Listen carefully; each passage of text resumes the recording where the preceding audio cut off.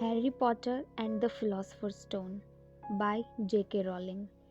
Chapter 1 The Boy Who Lived.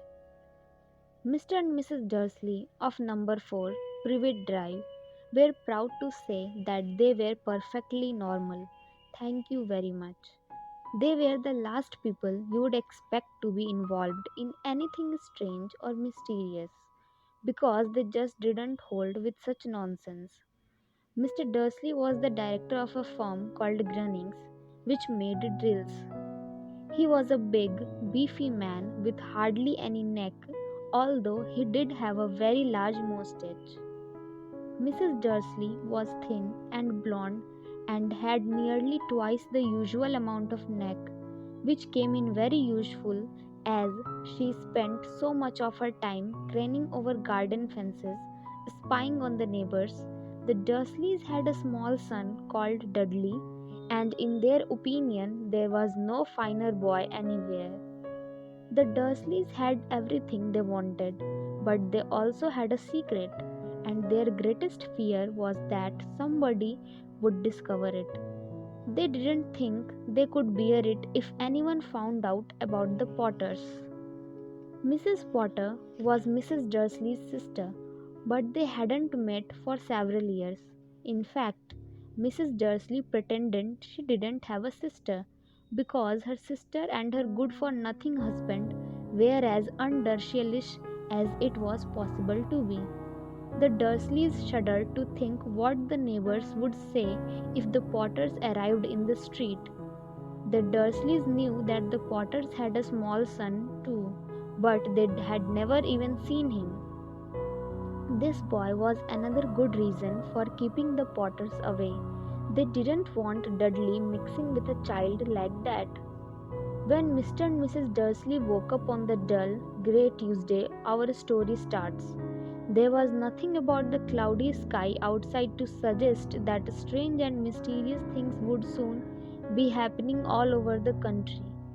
Mr. Dursley hummed as he picked out his most boring tie for work, and Mrs. Dursley gossiped away happily as she wrestled a screaming Dudley into his high chair. None of them noticed a large tawny owl flutter past the window. At 8:30, Mr. Dursley picked up his briefcase, pecked Mrs. Dursley on the cheek, and tried to kiss Dudley goodbye but missed, because Dudley was now having a tantrum and throwing his cereal at the walls. "Little Tikey," coddled Mr. Dursley as he left the house. He got into his car and backed out of number 4's drive. It was on the corner of the street that he noticed the first sign of something peculiar, a cat reading a map. For a second, Mr. Dursley didn't realize what he had seen. Then he jerked his head around to look again. There was a tabby cat standing on the corner of Privet Drive, but there wasn't a map in sight. What could he have been thinking of? It must have been a trick of the light. Mr. Dursley blinked and stared at the cat.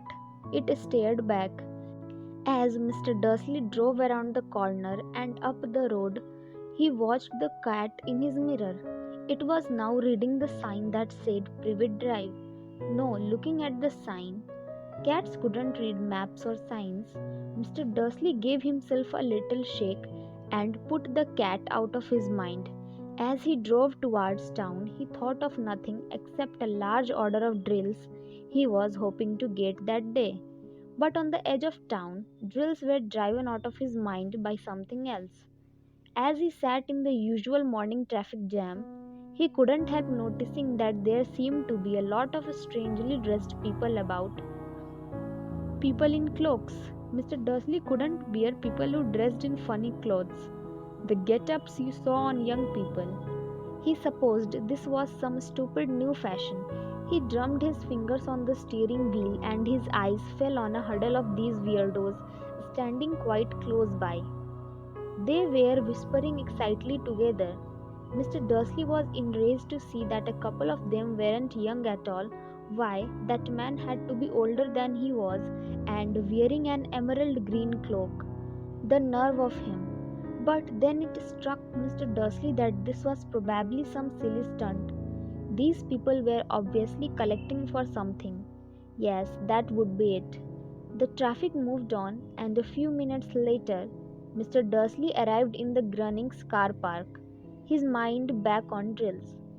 Mr. Dursley always sat with his back to the window in his office on the ninth floor. If he hadn't, he might have found it harder to concentrate on drills that morning. He didn't see the owls swooping past in broad daylight, though people down in the street did.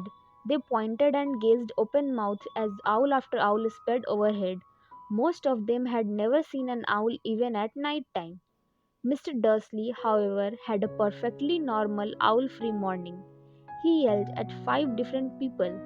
He made several important telephone calls and shouted a bit more. He was in a very good mood until lunchtime, when he thought he would stretch his legs and walk across the road to buy himself a bun from the baker's opposite. He would forgotten all about the people in cloaks until he passed a group of them next to the baker's. He eyed them angrily as he passed. He didn't know why, but they made him uneasy. This lot were whispering excitedly too, and he couldn't see a single collecting tin. It was on his way back past them, clutching a large doughnut in a bag, that he caught a few words of what they were saying. The Potters, that's right, that's what I heard. Yes, their son, Harry. Mr. Dursley stopped dead. Fear flooded him. He looked back at the whisperers as if he wanted to say something to them, but thought better of it. He dashed back across the road, hurried up to his office, snapped at his secretary not to disturb him, seized his telephone, and had almost finished dialing his home number when he changed his mind.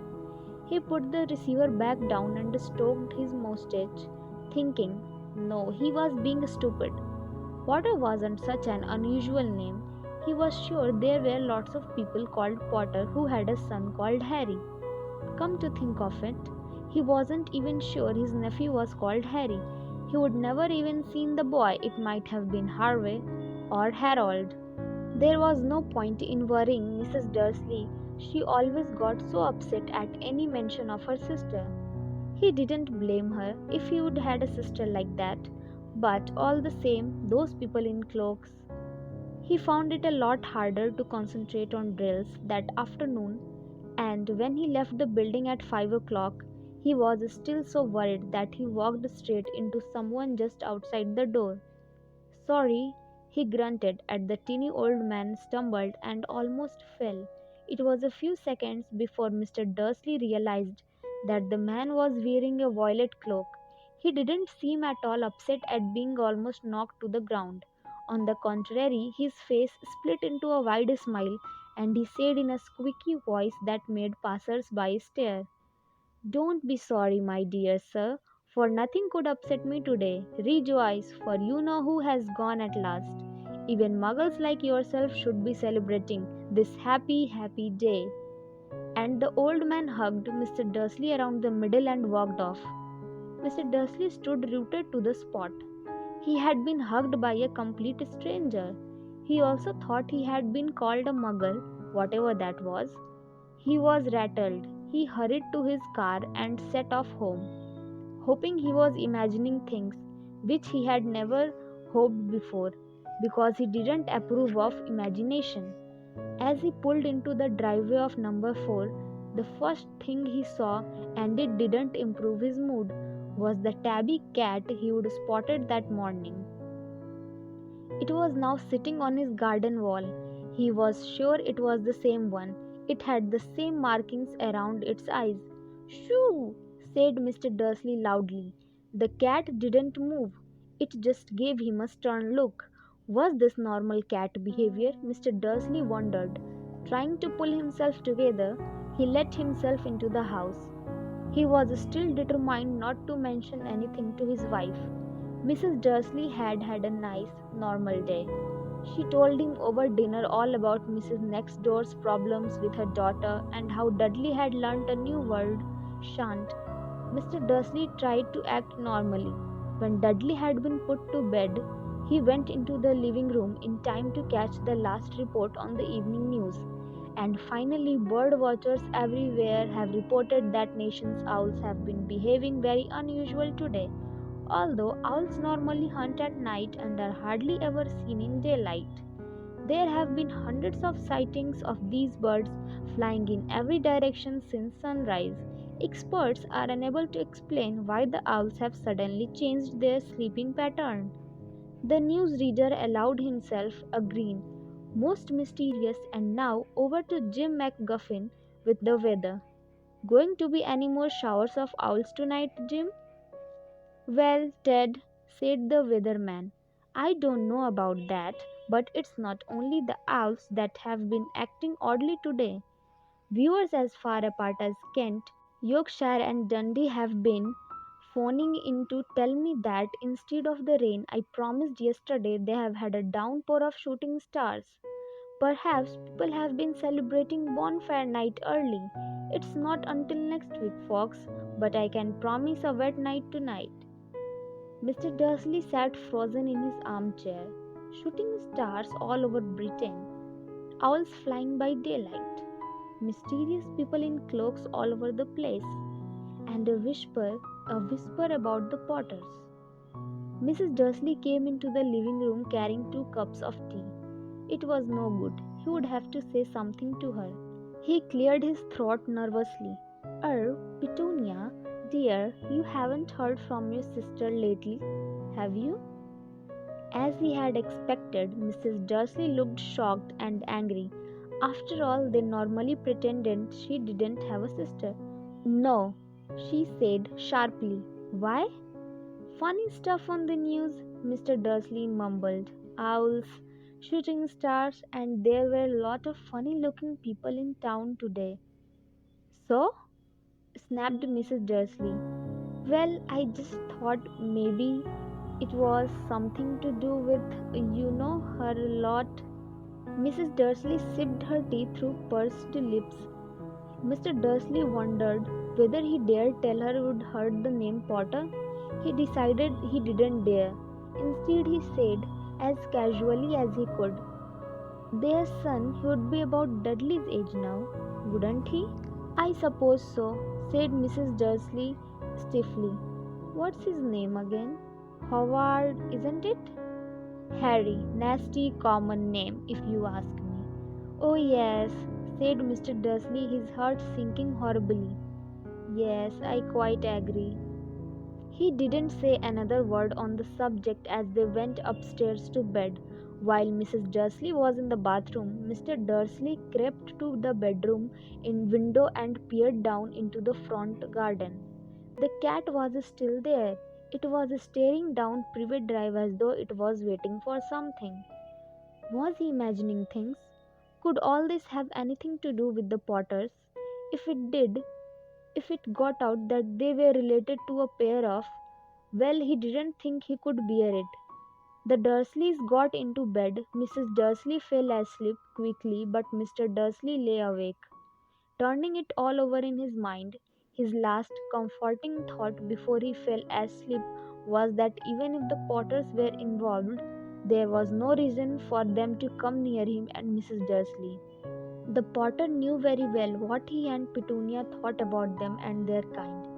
He couldn't see how he and Petunia could get mixed up in anything that might be going on. He yawned and turned over. It couldn't affect them. How very wrong he was.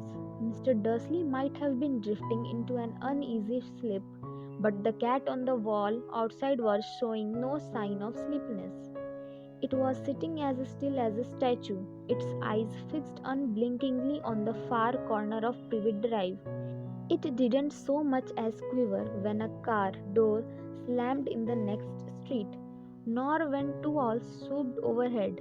In fact, it was nearly midnight before the cat moved at all.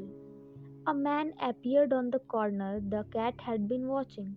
Appeared so suddenly and silently you would have thought he would just popped out of the ground. The cat's tail twisted and its eyes narrowed. Nothing like this man had ever been seen in Privet Drive. He was tall, thin, and very old, judging by the silver of his hair and beard, which were both long enough to tuck into his belt. He was wearing long robes, a purple cloak which swept the ground, and high-heeled, buckled boots. His blue eyes were light, bright, and sparkling behind half-moon spectacles, and his nose was very long and crooked, as though it had been broken at least twice. This man's name was Albus Dumbledore. Albus Dumbledore didn't seem to realize that he had just arrived in a street where everything from his name to his boots was unwelcome. He was busy rummaging in his cloak, looking for something, but he did seem to realize he was being watched, because he looked up suddenly at the cat, which was still staring at him from the other end of the street. For some reason, the sight of the cat seemed to amuse him. He chuckled and muttered, "I should have known." He had found out he was looking for in his inside pocket. It seemed to be a silver cigarette lighter. He flicked it open, held it up in the air, and clicked it. The nearest street lamp went out with a little pop. He clicked it again. The next lamp flickered into darkness. 12 times he clicked the put outer until the only lights left in the whole street were two tiny pin pricks in the distance, which were the eyes of the cat watching him. If anyone looked out of their window now, even beady-eyed Mrs. Dursley, they wouldn't be able to see anything that was happening down on the pavement. Dumbledore slipped the put outer back inside his cloak and set off down the street towards number 4, where he sat down on the wall next to the cat. He didn't look at it, but after a moment he spoke to it. "Fancy seeing you here, Professor McGonagall." He turned to smile at the tabby, but it had gone. Instead, he was smiling at a rather several-looking woman who was wearing square glasses exactly the shape of the markings the cat had had around its eyes. She, too, was wearing a cloak, an emerald one. Her black hair was drawn into a tight bun. She looked distinctly ruffled. "How did you know it was me?" she asked. "My dear Professor, I have never seen a cat sit so stiffly." "You'd be stiff if you'd been sitting on a brick wall all day," said Professor McGonagall. "All day? When you could have been celebrating." "I must have passed a dozen feasts and parties on my way here." Professor McGonagall sniffed angrily. "Oh yes, everyone's celebrating, all right," she said impatiently. "You would think they would be a bit more careful, but no, even the Muggles have noticed something going on. It was on their news." She jerked her head back at the Dursleys' dark living room window. "I heard it. Flocks of owls, shooting stars. Well, they are not completely stupid. They were bound to notice something. Shooting stars down in Kent. I'll bet there was Diddless Diggle. He never had much sense." "You can't blame them," said Dumbledore gently. "We have had precious little to celebrate for 11 years." "I know that," said Professor McGonagall irritably. "But that's no reason to lose our heads. People are being downright careless out on the streets in broad daylight, not even dressed in Muggle clothes, swapping rumors." She threw a sharp, sideways glance at Dumbledore here, as though hoping he was going to tell her something, but he didn't. So she went on. "A fine thing it would be if, on the very day you know who seems to have disappeared at last, the Muggles found out about us all. I suppose he really has gone, Dumbledore?" "It certainly seems so," said Dumbledore. "We have much to be thankful for. Would you care for a sherbet lemon?" "A what?" "A sherbet lemon. They're kind of Muggle sweet. I'm rather fond of." "No, thank you," said Professor McGonagall coldly, as though she didn't think this was the moment for sherbet lemons. "As I say, even if you know who has gone, my dear Professor, surely a sensible person like yourself can call him by his name. All this you know who nonsense. For 11 years I have been trying to persuade people to call him by his proper name, Voldemort." Professor McGonagall flinched, but Dumbledore, who was unsticking two sherbet lemons, seemed not to notice. It all gets so confusing if we keep saying you know who. I have never seen any reason to be frightened of saying Voldemort's name. I know you haven't, said Professor McGonagall, sounding half exasperated, half admiring. But you are different. Everyone knows you are the only one you know. Oh, all right, Voldemort was frightened of. You flatter me, said Dumbledore calmly. Voldemort had powers I will never have. Only because you are too well noble to use them. It's lucky it's dark. I haven't blushed so much since Madame Pomfrey told me she liked my new earmuffs. Professor McGonagall shot a sharp look at Dumbledore and said, the owls are nothing to the rumors that are flying around. You know what everyone's saying about why he's disappeared, about what finally stopped him. It seemed that Professor McGonagall had reached the point she was most anxious to discuss. The real reason she had been waiting on a cold hard wall all day, for neither as a cat nor as a woman had she fixed Dumbledore with such a piercing stare as she did now. It was plain that whatever everyone was saying, she was not going to believe it until Dumbledore told her it was true. Dumbledore, however, was choosing another sherbet lemon and did not answer. What they are saying, she pressed on, is that last night Voldemort turned up in Godric's Hollow. He went to find the Potters. The rumor is that Lily and James Potter are that they are dead. Dumbledore bowed his head. Professor McGonagall gasped. Lily and James. I can't believe it. I didn't want to believe it. Oh, Albus. Dumbledore reached out and patted her on the shoulder. I know, he said heavily. Professor McGonagall's voice trembled as she went on. That's not all. They are saying he tried to kill the Potter's son, Harry, but he couldn't. He couldn't kill that little boy. No one knows why or how, but they are saying that when he couldn't kill Harry Potter, Voldemort's power somehow broke, and that's why he's gone. Dumbledore nodded glumly. It's it's true, faltered Professor McGonagall. After all he's done, all the people he's killed, he couldn't kill a little boy? It's just astounding of all the things to stop him. But how in the name of heaven did Harry survive? We can only guess, said Dumbledore. We may never know. Professor McGonagall pulled out a lace handkerchief and dabbed at her eyes beneath her spectacles. Dumbledore gave a great sniff as he took a golden watch from his pocket and examined it. It was a very odd watch. It had 12 hands but no numbers. Instead, little planets were moving around the edge. It must have made sense to Dumbledore though, because he put it back in his pocket and said, Hagrid's late. I suppose it was he who told you I'd be here, by the way. Yes, said Professor McGonagall, and I don't suppose you are going to tell me why you are here, of all places. I have coming to bring Harry to his aunt and uncle. They are the only family he has left now.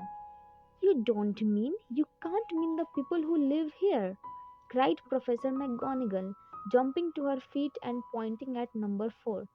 Dumbledore, you can't. I have been watching them all day. You couldn't find two people who are less like us, and they have got this son. I saw him kicking his mother all the way up the street, screaming for sweets. Harry Potter come and lives here. It's the best place for him, said Dumbledore firmly. His aunt and uncle will be able to explain everything to him when he is older. I have written them a letter. A letter? Repeated Professor McGonagall faintly, sitting back down on the wall. Really, Dumbledore, you think you can explain all this in a letter? These people will never understand him. He'll be famous, a legend. I wouldn't be surprised if today was known as Harry Potter Day in future. There will be books written about Harry. Every child in our world will know his name. Exactly, said Dumbledore, looking very seriously over the top of his half-moon glasses. It would be enough to turn away boy's head. Famous before he can walk and talk. Famous for something he won't even remember. Can't you see how much better off he'll be growing up away from all that until he is ready to take it? Professor McGonagall opened her mouth, changed her mind, swallowed, and then said, "Yes, yes, you are right. Of course. But how is the boy getting here, Dumbledore?" She eyed his cloak suddenly as though she thought he might be hiding Harry underneath it. "Hagrid's bringing him." "Do you think it wise to trust Hagrid with something as important as this?" "I would trust Hagrid with my life," said Dumbledore. "I'm not saying his heart isn't in the right place," said Professor McGonagall grudgingly. "But you can't pretend he's not careless. He does tend to. What was that?" A low rumbling sound had broken the silence around them. It grew steadily louder as they looked up and down the street for some sign of a headlight. It swelled to a roar as they both looked up at the sky, and a huge motorbike fell out of the air and landed on the road in front of them. If the motorbike was huge, it was nothing to the man sitting astride it. He was almost twice as tall as normal man and at least 5 times as wide. He looked simply too big to be allowed and so wild. Long tangles of bushy black hair and beard hid most of his face. He had hands the size of dustbin lids, and his feet in their leather boots were like baby dolphins. In his vast, muscular arms he was holding a bundle of blankets. "Hagrid," said Dumbledore, sounding relieved. "At last. And where did you get the motorbike?" "Borrowed it, Professor Dumbledore, sir," said the giant, climbing carefully off the motorbike as he spoke. "Young Sirius Black lent it me. I have got him, sir." "No problems, were there?" "No, sir. House was almost destroyed, but I got him out all right before the muggles started swarming around. He fell asleep as we was flying over Bristol." Dumbledore and Professor McGonagall bent forward over the bundle of blankets. Inside, just visible, was a baby boy fast asleep. Under a tuft of jet black hair over his forehead, they could see a curiously shaped cut like a bolt of lightning. "Is that where?" whispered Professor McGonagall. "Yes," said Dumbledore. "He'll have that scar forever." "Couldn't you do something about it, Dumbledore?" "Even if I could, I wouldn't. Scars can come in useful. I have one myself above my left knee which is a perfect map of the London Underground." "Well, give him here, Hagrid. We'd better get this over with." Dumbledore took Harry in his arms and turned towards the Dursleys' house. Could I say goodbye to him, sir?" asked Hagrid. He bent his great, shaggy head over Harry and gave him what must have been a very scratchy, whiskery kiss. Then, suddenly, Hagrid let out a howl like a wounded dog. "Shh!" hissed Professor McGonagall. "You will wake the muggles." "Sorry," sobbed Hagrid, taking out a large spotted handkerchief and burying his face in it. "But can't stand it. Lily and James dead, and poor little Harry off to live with muggles." "Yes, yes, it's all very sad, but get a grip on yourself, Hagrid, or we'll be found," Professor McGonagall whispered, patting Hagrid gingerly on the arms as Dumbledore stepped over the low garden wall and walked to the front door. He laid Harry gently on the doorstep, took a letter out of his cloak, tucked it inside Harry's blanket, and then came back to the other two. For a full minute the three of them stood and looked at the little bundle. Hagrid's shoulders shook, Professor McGonagall blinked furiously, and the twinkling light that usually shone from Dumbledore's eyes seemed to have gone out. "Well," said Dumbledore finally, "that's that. We have no business staying here. We may as well go and join the celebrations." "Yeah," said Hagrid in a very muffled voice. I'd best get this pike away. Good night, Professor McGonagall, Professor Dumbledore, sir. Wiping his streaming eyes on his jacket sleeve, Hagrid swung himself onto the motorbike and kicked the engine into life. With a roar, it rose into the air and off into the night. I shall see you soon, I expect, Professor McGonagall, said Dumbledore, nodding to her. Professor McGonagall blew her nose in reply. Dumbledore turned and walked back down the street. On the corner he stopped and took out the silver put-outer. He clicked it once and 12 balls of light sped back to their street lamps so that Privet Drive glowed suddenly orange and he could make out a tabby cat slinking around the corner at the other end of the street. He could just see the bundle of blankets on the step of number 4. Good luck, Harry, he murmured. He turned on his heel and with a swish of his cloak he was gone. A breeze ruffled the neat hedges of Privet Drive, which lay silent and tidy under the inky sky, the very last place you would expect astonishing things to happen. Harry Potter rolled over inside his blankets without waking up. One small hand closed on the letter beside him, and he slept on, not knowing he was special, not knowing he was famous, not knowing he would be woken in a few hours, time by Mrs. Dursley's scream as she opened the front door to put out the milk bottles, nor that he would spend the next few weeks being prodded and pinched by his cousin Dudley. He couldn't know that at this very moment, people meeting in secret all over the country were holding up their glasses and saying in hushed voices, "To Harry Potter, the boy who lived."